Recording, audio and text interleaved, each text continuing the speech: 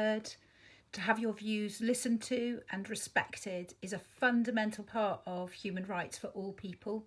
The challenge that I find with human rights is I know laws and legislation are based upon them, but they're still not a concrete thing. They're not taken in a concrete fashion. They're open to interpretation, and that means not everybody listens to those things or respects them or takes them into account.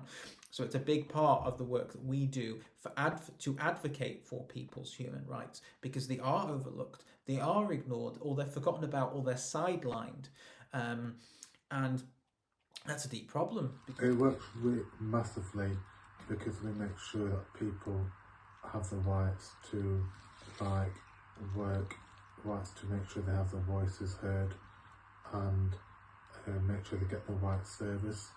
So it's vital that they get it, but also it's important that people understand what the rights are in terms of their human rights as well. I think human rights, what they do for us is they give us a clear definition of what good looks like. Because if we can spend an awful lot of time trying to kind of plan and envision, how should we deliver, what should it look like? And I think human rights, particularly the UN Convention on the Rights of Persons with Disabilities, it gives us all of that. It gets us to stop having those conversations, definitional conversations, because disabled people have spent a lot of time with others defining what good looks like in the articles of the convention. So it defines what independent living is. We don't have to have lots of discussion and debate about it.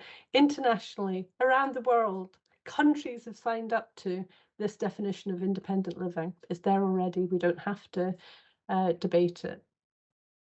It's also defined what an institution looks like and how we should avoid having people live their lives in institutions, whether that's big hospital institutions or mini institutions in their own home.